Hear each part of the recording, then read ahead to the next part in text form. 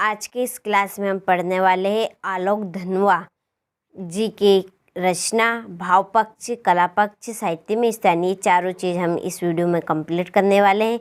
तो हम देखते हैं जल्दी से इनकी रचनाएं।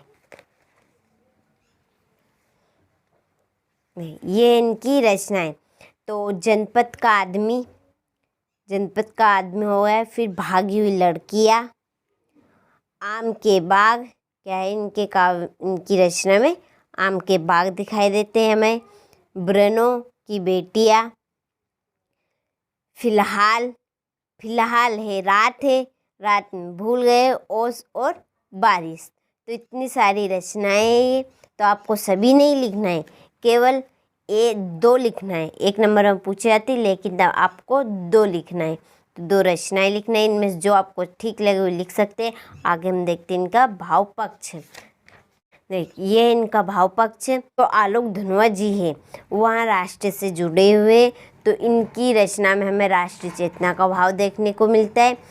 तो ये जो आलोक धनवा जी है, वहाँ समाज के प्रति, समाजवाद के प्रति विरोधी रहे हैं। इनकी कविता में नारी विमर्श नारी हमें स्पष्ट रूप से दिखाई देती है। आप अच्छे से इसे कंप्लीट करिएगा।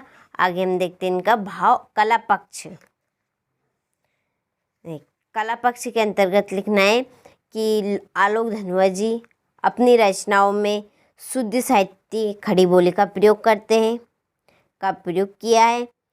और आलोक धनवा जी के विचार जितने सख्त हैं, इनके जो विचार जितने ही सख्त हैं, उनकी भाषा उतनी ही सरल मानी गई है। तो इन्होंने अपनी कविता में अलंकार का प्रयोग किया है, जिसके कारण इनकी जो भाषा है वहाँ सरल और सहज बन गई है। तो आपको कला पक्ष में इतना सारा नहीं लिखना है, केवल दो लाइन लिखनी है कि आलोक धनवा जी अपनी रचनाओं में शुद्ध साहित्य, खड़ी बोली का प्रयोग करते हैं और इन्होंने अपनी कविता में अलंकार का प्रयोग किया है, जिसके कारण इनकी भाषा बहुत ही सरल और सहज बन गई। केवल इतना ही लिखना है। अब हम देखते हैं इनका साहित्य में स्थान। साहित्य में स्थान सभी का एक जैसा ही लिखना है हमें केवल थोड़ा सा बदल कि इनका साहित्य में विशिष्ट स्थान है और इनके योगदान के लिए हिंदी साहित्य ने सदा ही ऋणी रहेगा। तो हिंदी साहित्य सदा ही इनका ऋणी रहेगा। तो ये साहित्य में स्थान में लिखना है।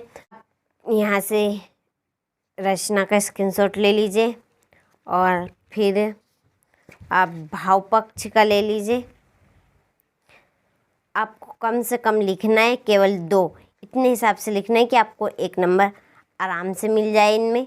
तो उन हिसाब, ये बहुत बड़ा लिखा मैंने, लेकिन आप इसे छोटा कर सकते हैं। स्क्रीनशॉट लेते चलिए और इसे अच्छे से कंप्लीट कर लीजिए।